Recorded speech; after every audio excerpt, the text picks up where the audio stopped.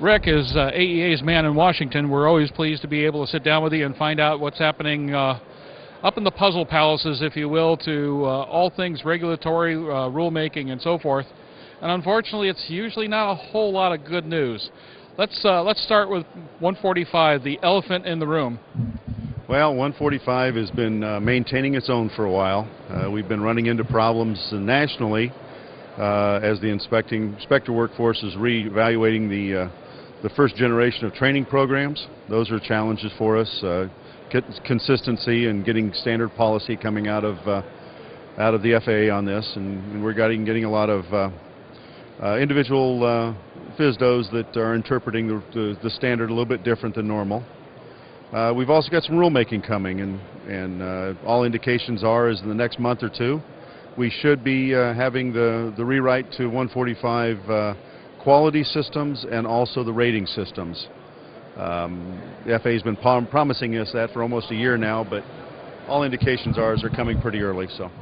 Now, for the GA community may not be that familiar with what 145 means to them.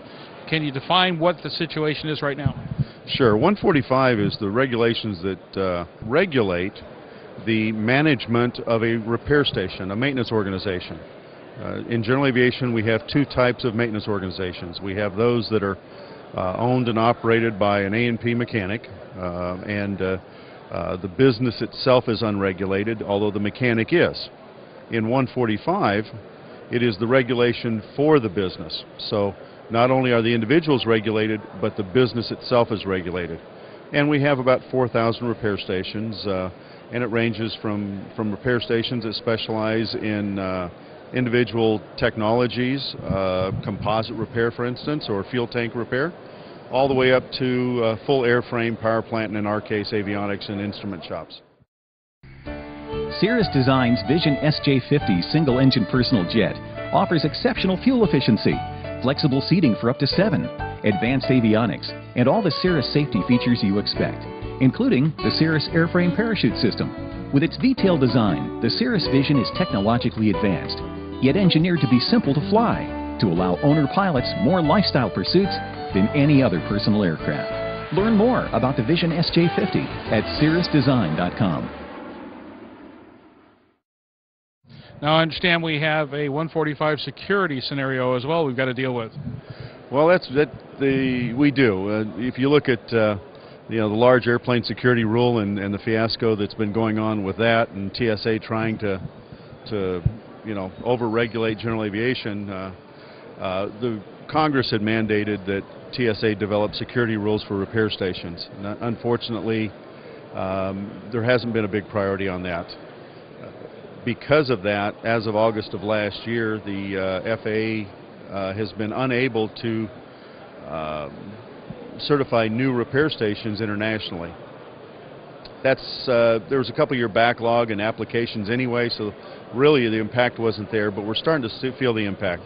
We've got some really qualified shops that maintain U.S. registered aircraft throughout the world, and we're not getting the talent we need to right now. We're not getting new avionics shops, we're not getting new instrument shops, and these are folks that need to maintain U.S. registered airplanes that happen to be based abroad somewhere. We're working with TSA to work on this and to hopefully come up with some pretty reasonable rules. But with that and rulemaking and the priorities at the Department of Homeland Security, it may be another year or two before we actually have a proposal, and another 2 years after that. And by that time, internationally, we're going to have a hard time maintaining individual-owned aircraft, business aircraft, or charter aircraft internationally. Another topic that has been coming up this week has been the subject of field approvals. Take it away. Oh, field approvals are always good. We've made a lot of progress over the years with field approvals, and they've gotten clarified quite a bit. We've eliminated a lot of them.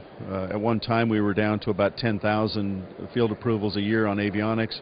Right now, we're about 7,000. So we're making some progress there.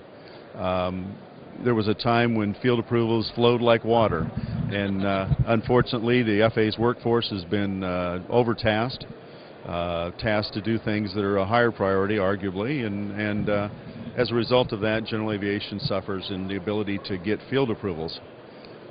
So we're struggling with that. There's some light at the end of the tunnel. The FAA is working to develop a delegation authority for essentially the small aircraft field approvals. That should be a good one. They've also worked very well in developing approved data so that you don't have to get field approvals. And this is something that's overlooked and underutilized by the industry. There's an AC on field approvals, it's AC 43210. In there are 22 separate sources of approved data. Only one of them involves your inspector. Only one of them is a field approval. The rest of them is a normal alteration with approved data.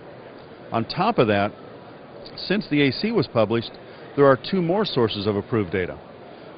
AC 4313 2B is an approved data for a lot of the avionics installations, antennas, ELTs, things like that, that traditionally you do a field approval for, taking the FAA's inspector's time away from other projects. We don't need to do that. That AC is approved data now as long as it works for your installation. We need to leverage that. In 2006, the FAA issued a policy document that essentially validated the repair standards in maintenance manuals for aircraft that were essentially pre-1980. And so the repair data is already approved if it's in the maintenance manual for aircraft before 1980. Again, eliminating the requirement to submit for a field approval, fill out the 337, document your approved data, move forward. We have to do field approval smart, and I'm afraid that as an industry we're not doing a good job of that.